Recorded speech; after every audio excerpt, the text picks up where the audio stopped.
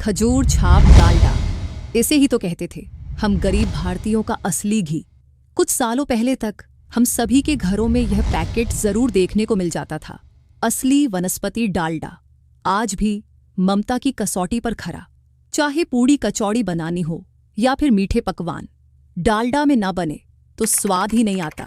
लेकिन उस टाइम पर हर मिडिल क्लास इंडियंस का सबसे पसंदीदा ये वनस्पति घी आज कहाँ गायब हो गया? क्या लोगों ने इसे इसलिए खाना बंद कर दिया क्योंकि इसमें जानवर की चर्बी का यूज होता था? सब कुछ हम डिटेल में जानने वाले हैं आज की इस वीडियो में। अब दोस्तों, आप दिल्ली के चांदनी चौक में परांठे वाली गली की बात करें या किसी मशहूर हलवाई की गर्मा गर्म मिठाइयों की, आज से कुछ साल पहले तक ज्यादातर चीजों को डालडा में ही बनाया जाता था। लेकिन इस ब्रांड की शुरुआत हो गई थी 94 साल पहले ही, जब 1930 के टाइम पर नीदरलैंड की एक कंपनी डाटा भारत में देसी घी के सस्ते अल्टरनेटिव के रूप में वनस्पति घी बेचा करती थी। क्योंकि ब्रिटिश राज में इंडियंस की जेबें इतनी हल्की हो गई थीं कि देसी घी मिडिल और लोअर मिडिल क्लास घरों से पूरी तरह से गायब हो गया था और यह सिर्फ नवाबों या शाही खानदान की रसोइयों की शान हुआ करता था। अब उस समय आज की तरह इतने सारे वेजिटेबल ऑयल्स के ऑप्शंस नहीं थे। ऐसे में घी ने जो अमीरी और गरीबी के बीच गैप क्रिएट कर दिया था, उसे भरने के लिए वनस्पति घी की जरूरत महसूस होने लगी।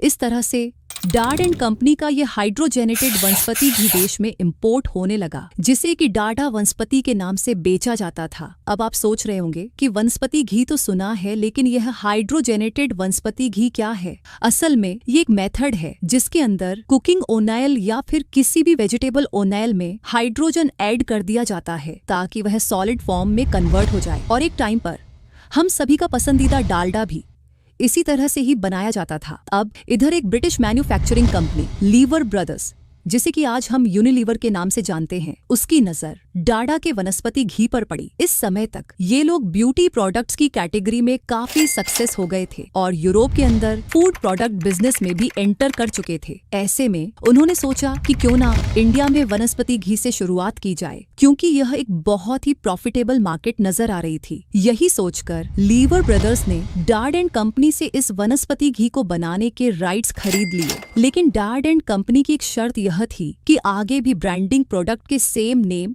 यानी कि डाडा से ही होगी। हालांकि लीवर ब्रदर्स भी अपने नाम को इस ब्रांड के साथ में जोड़ना चाहते थे, इसीलिए वो इस एग्रीमेंट से डिसएग्री कर जाते हैं और फिर आखिरकार बीच का समाधान यह निकल कर आता है कि डाडा नाम के बीच में लीवर ब्रदर्स का एल डाल दिया जाए और इस तरह से डाडा नाम चेंज होकर डालडा बन गया। इसके राइट्स खरीदने के बाद से वनस्पति घी बनाने की तैयारी शुरू हो गई, जिसके लिए उन्होंने हिंदुस्तान वनस्पति मैन्युफैक्चरिंग लिमिटेड नाम की एक कंपनी बनाई और शिवरी में एक फैक्ट्री सेटअप की गई, जो कि आज मुंबई का पार्ट है। वनस्पति घी को बनाने के लिए बहुत से लोगों को हायर किया गया, मशीनरी लगाई गई और कई सारे पड़ाव को पार करते हुए आखिरकार 1937 में डालडा को लॉन्च कर दिया गया। अब यह देसी घी का एक अच्छा अल्टरनेटिव तो था ही, साथ ही इसकी मार्केट डिमांड भी काफी ज्यादा थी।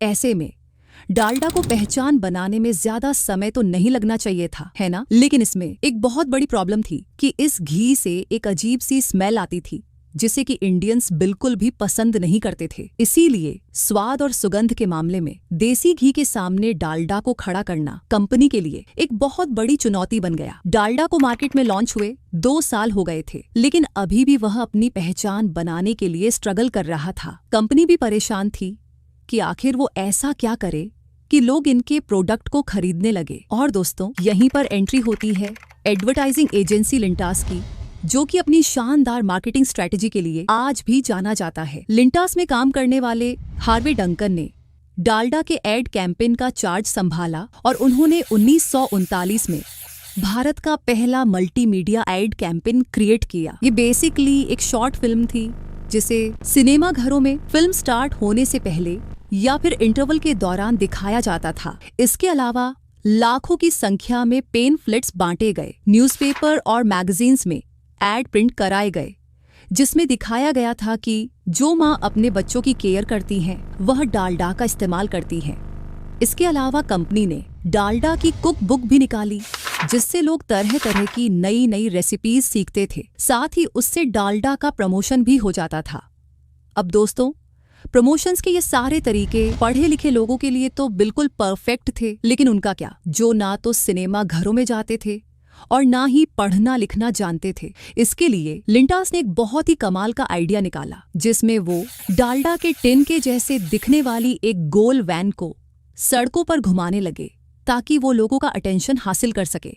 और हाँ, डालडा के मार्केटिंग टीम ने जगह जगह पर स्टॉल्स लगवाने शुरू कर दिए, जहां खड़े होकर लोग डालडा को छूकर उसके टेक्सचर को देसी घी से मैच करवा पाते थे और इससे बने हुए फूड्स को भी टेस्ट कर पाते थे। और दोस्तों, इतना करीब से जानने के बाद से लोगों के मन में डालडा को लेकर विश्वास बनने लगा।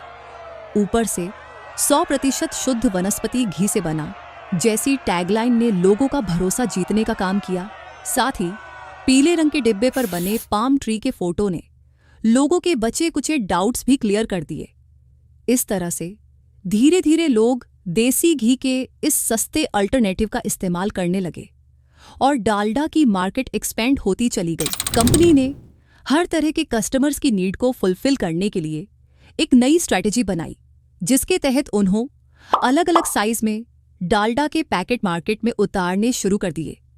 जैसे कि कम खपत वाले घरों के लिए 1 किलो वाला छोटा प्लास्टिक या फिर टिन का पैकेट निकाला, बड़ी फैमिलीज के लिए बड़े प्लास्टिक के कंटेनर्स निकाले और रेस्टोरेंट या फिर ढाबों के लिए चौकोर और बड़ा टिन का कंटेनर।